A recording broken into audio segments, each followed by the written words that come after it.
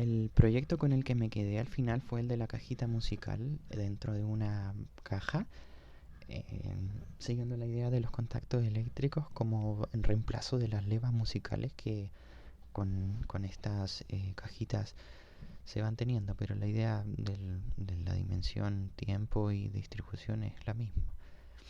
El principio que estoy usando son rectángulos de aluminio que hacen contacto sobre un par de levas metálicas también. Son cuatro pares y cada una de ellas es una tecla.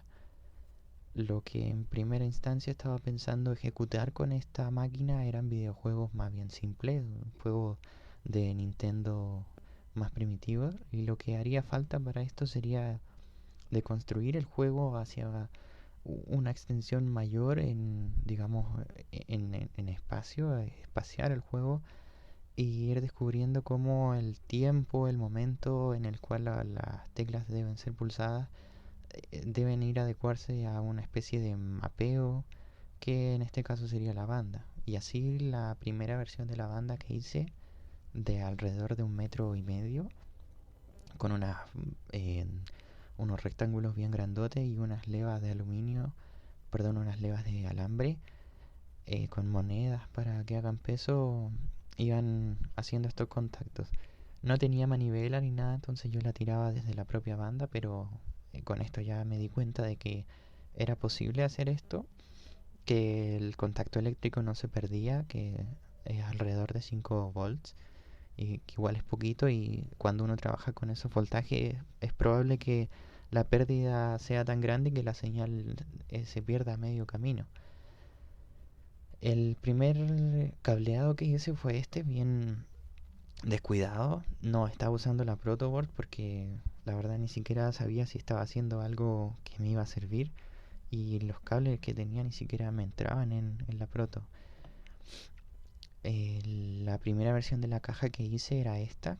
Es un tubo de PVC con una manivela a un lado, y en la otra parte de la caja lleva un cilindro más grande con peso. Le metí unas piezas metálicas que va pesando alrededor de medio kilo, y eso mantiene la banda tensa y el papel estirado, y además adhiere lo suficiente al PVC como para que la manivela pueda desplazarla y no la fricción haga que gire en banda la sola manivela. Eh, Puse un puente al lado de la parte de la manivela del PVC que lleva los cuatro pares de balancines, son de cobre. La idea principal era, bueno, que el cable fuese directamente al alambrito de cobre, y el balancín estuviera pivotando sobre esta estructura. Al principio pensé que requería más peso como para hacer el contacto, pero en realidad fue poco. Las monedas que al final tuve que poner estuvieron más que nada para que no se doblen las levas. La posible mejora que había propuesto en primera parte del trabajo era rectificar la velocidad constante, o más bien hacerla constante porque no lo era, y realicé este prototipo de mecanismo de escape de reloj, de los primeros relojes. Lo logré sacar a flote, funcionó, pero la fuerza que tenía era insuficiente para mover la manivela. Igual el otro cilindro, como es pesado y todo, no dio para poder acoplarlo a este mecanismo, pero al menos quedó como la propuesta de hacer este mecanismo de escape de reloj como una manera ya más arcaica o analógica de darle velocidad constante a una cosa, lo que hoy en día ya todos los procesadores hacen de manera autónoma, y quedó como este prototipo. El primer cableado que tenía esta caja era igual descuidado, pero ya depuré varios cables que tenía que no me servían, y quité la placa con las membranas del teclado porque no tenía dónde meterla ya. Y así realicé las primeras pruebas con las plaquitas de metal, las levas y todo, y en general costó un poco que todas las levas quedaran del mismo largo, que todas apoyen, porque es importante que todas estén siempre tocando la superficie del papel, y eso de repente una baja más que otra. Pero en general doblando y así con un poquito de peso de unas monedas de nuevo, logré que se mantengan todas pegadas. Una de las ideas que tenía también acerca de esto era como una máquina que en el fondo funcione como un tocadiscos y que el disco sea en ese sentido un formato estándar, que uno pueda ir poniendo distintas bandas y que estas bandas puedan expandir casi que infinitamente o virtualmente infinitamente las posibilidades de esta máquina.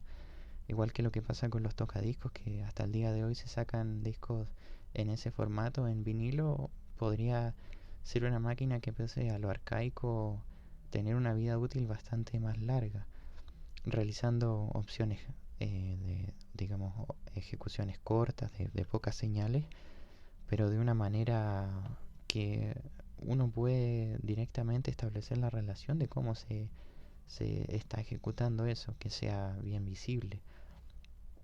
Em, no tenía definido tampoco hacia qué dirección tenía que girar esta banda, así que probé varias veces hacia ambos lados. Lo que sí descubrí es que el pegamento me convenía que fuera más flexible del que estaba usando. Estaba usando cola industrial y la cambié por silicona.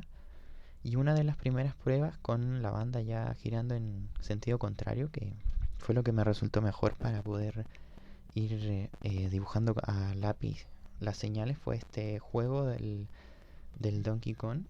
Y lo que hice fue ejecutar un glitch que es bien famoso en internet, que consiste en bajar la primera escalera en lugar de subirla. Eso se hace en un determinado momento el personaje ejecuta la animación y uno en ese preciso momento la ejecuta hacia abajo y resulta. El conjunto de posibilidades o esta idea que estuve también dándole vuelta es que en este universo finito de señales o letras, la reubicación de estas puede dar pie a ya de nuevo un universo finito también, pero que al menos expande muchísimo más las posibilidades de cada una de estas señales.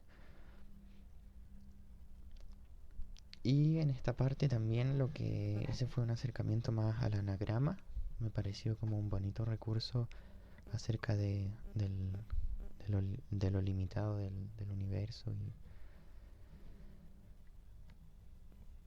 Respecto al formato, fue la banda de alrededor de 35 centímetros de largo, eh, plegada sobre sí, donde caben alrededor de unas 25 señales o rectangulitos de aluminio.